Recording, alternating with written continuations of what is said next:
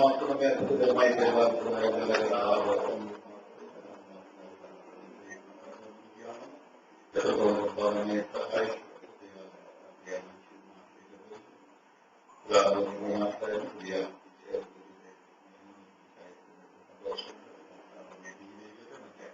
എല്ലാ വ്യക്തികളുടെയും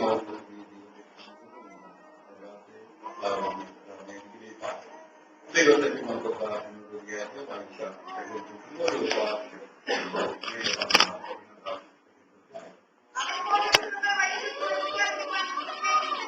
അവൻ കുറിച്ചിട്ട് നിങ്ങൾ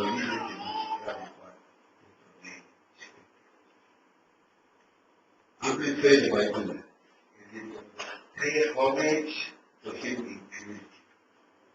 എന്ന് വെച്ചാൽ ദൈവത്തെ ചുംബിക്കുക, അത് സ്നേഹത്തോടെ ബഹുമാനത്തോടെ വിശുദ്ധിയോടെ ദൈവത്തെ ചുംബിക്കുക. നശിച്ചു പോകാൻ സാഹചര്യമുള്ള ഒരു ജീവിതത്തിലാണ്, അല്ലെങ്കിൽ ഒരു ലോകത്തിലാണ് കഴിക്കുന്നത്. നമ്മുടെ വലിയ യാത്ര പ്രത്യേകം യാത്ര ചെയ്യുമ്പോൾ പലപ്പോഴും യാത്ര മധ്യേ പല ബോർഡുകൾ സ്ഥാപിക്കുന്ന വാണിജ്യ ഓവർടേക്ക് ചെയ്യരുത്, അല്ലെങ്കിൽ വലിയ തേങ്ങയാണ് വരുന്നത്, വലിയ കുഴപ്പമാണ് വരുന്നത്, അങ്ങനെ പല രീതിയിലുള്ള ബോർഡുകൾ അറിയാതെ അതൊരു വാണിജ്യമാണ്. നമ്മൾ അവതരിച്ചു പോയാൽ വലിയ പ്രയാസത്തിലെ വലിയ അപകടം എന്ന് പറയുന്ന പോലെ തന്നെ നമ്മുടെ ക്രിസ്തീയ ജീവിത യാത്രയിൽ വായിച്ച കാലത്ത് വാണിജ്യ പോണ പോലെ വലിയ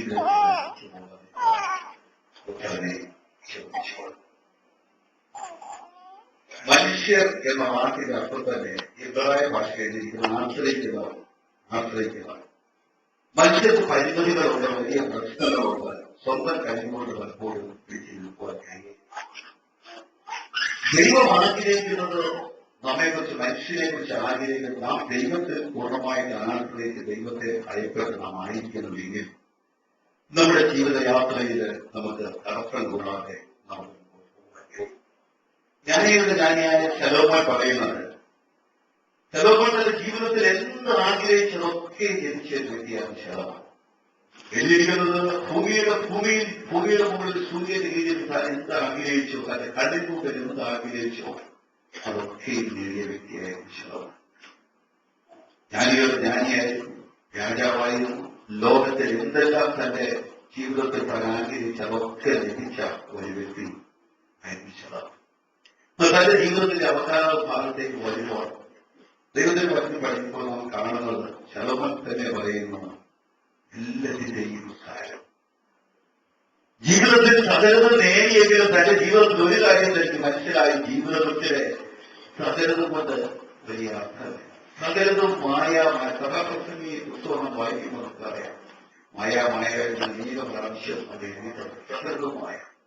തന്റെ ജീവിതത്തിൽ താൻ നേടിയതെല്ലാം മായ, തന്റെ ജീവിതത്തിൽ താൻ സമ്പാദിച്ചതെല്ലാം മായ.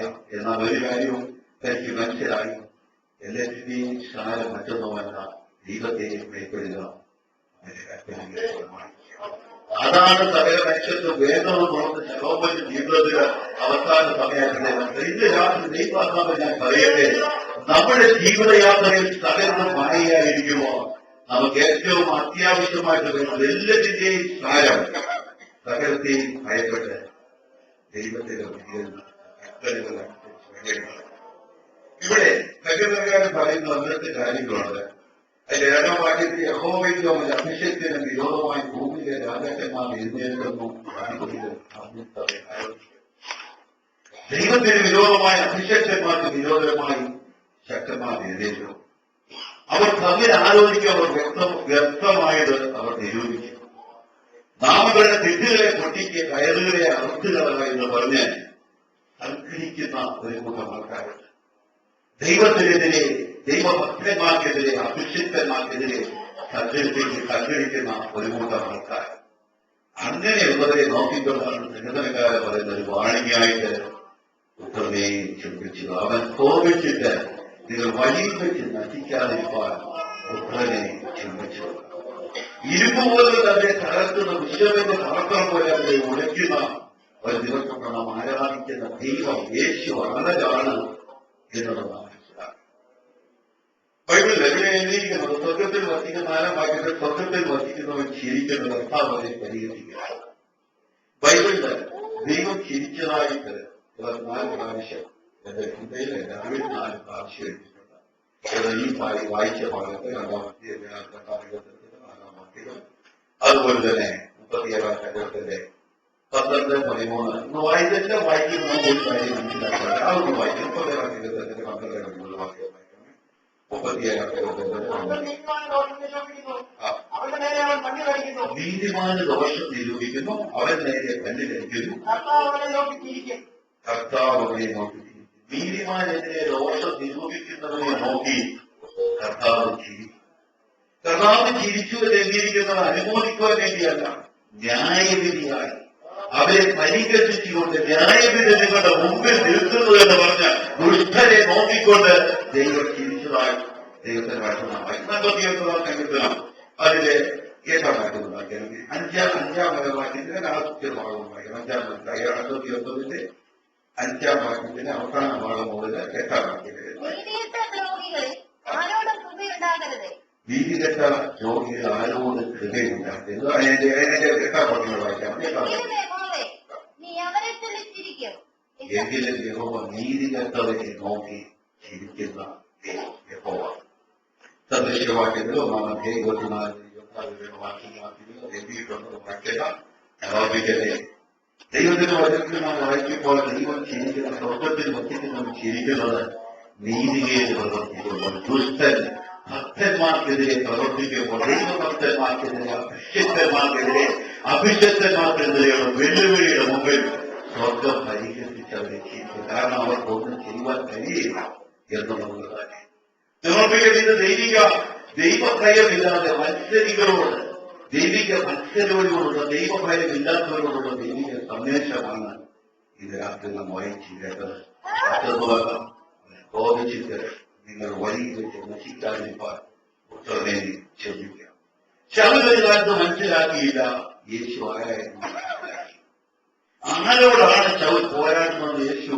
യേശുവിനോട് പോരാടുന്നത് യേശു ആരാണ്, അല്ലെങ്കിൽ ആരോടാണ് പോരാടുന്നതെന്ന് ശൗൽ വ്യക്തമായി മനസ്സിലാക്കിയത്. ദിവസം മനസ്സിലാക്കി ജഗത്വത്തിന്റെ പടിവാദത്തിൽ വെച്ച് സൂര്യനെ വെല്ലുന്ന വലിയ പ്രകാശത്തിന്റെ മുമ്പിലെ വാഹനത്തിൽ നിന്ന് ശൗലിനെ ഉപദ്രവിക്കുന്നത് എന്ത് എന്നുള്ള ശബ്ദത്തിന് മുമ്പിൽ ശൗല് മനസ്സിലായി താൻ ആരോടായിരുന്നു ഇതുവരെ പോരാടിക്കൊണ്ടിരുന്നത്, ആരോടാണ് താൻ ഇതുവരെ പോരാടിക്കൊണ്ടിരുന്നത്. ഞാൻ ഒരു കാര്യം ഓർപ്പിക്കട്ടെ, ആ ശൗല് അന്ന് തന്റെ ജീവിതത്തിൽ അത് യഥാർത്ഥമായി അത് ബോധ്യമായപ്പോൾ തന്നെ മത്സരം അവസാനിപ്പിച്ചു പുത്രനെ ചോദിച്ച് അവരുമായി നിരക്ക് പ്രാപിച്ചു.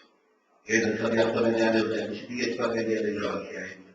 ഒരു കാര്യം ഞാൻ ഓർപ്പിക്കട്ടെ, വഴിയിൽ വെച്ച് അവൻ കോപിച്ചിട്ട് വഴിയിൽ വെച്ച് നശിക്കാനും പുത്രനെ ചോദിക്കുക.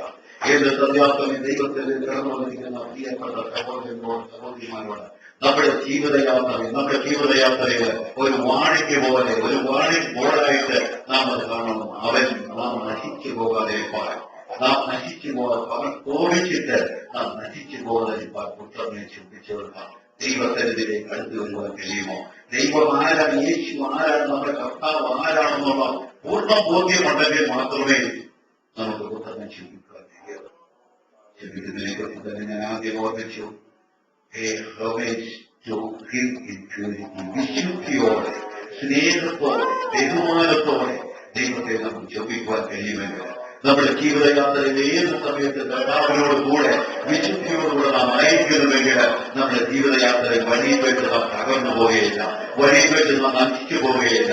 ഏത് യാത്ര അതിനുവേണ്ടി നമുക്ക് നമ്മെ തന്നെ ഒരു പ്രാവശ്യം കൂടെ സമർപ്പിക്കാം. കർത്താവേ, ഞങ്ങളുടെ ക്രിസ്തീയ ജീവിതയാത്രയിൽ നമ്മുടെ ലക്ഷ്യം ഒന്ന് മാത്രമേ നമ്മുടെ കർത്താവിന്റെ വരവ് പലപ്പോഴും ഞാൻ ഓർപ്പിക്കാറുള്ള ചിന്തിക്കാറുള്ള കർത്താവിന്റെ വരവിന് ഇനി അധിക സമയം നമ്മുടെ ജീവിതയാത്രയിൽ നാം തളർന്നു പോകരുത്, നാം ക്ഷീണിച്ചു പോകരുത്. ജീവിതയാത്രയിൽ നാം ആഗ്രഹിക്കുന്ന തുറമുഖത്ത് എത്തുകാൻ അതിന് തടസ്സമായി ഏതെങ്കിലും ഉണ്ടെങ്കിൽ ഏത് രാത്രി അതിന്റെ മേൽ വിഷയമെടുക്കുവാൻ, പുത്രനെ ചുപ്പിച്ചുകൊണ്ട് ഓരോ ദിവസവും ആയിരിക്കാൻ, സ്നേഹത്തോടെ ബഹുമാനത്തോടെ ദൈവത്തെ ചുറ്റിപ്പാൻ കർത്താവ് അതിന് വേണ്ടി നമ്മെ ഒരുക്കട്ടെ. പ്രത്യേക നോക്കുന്നോടെ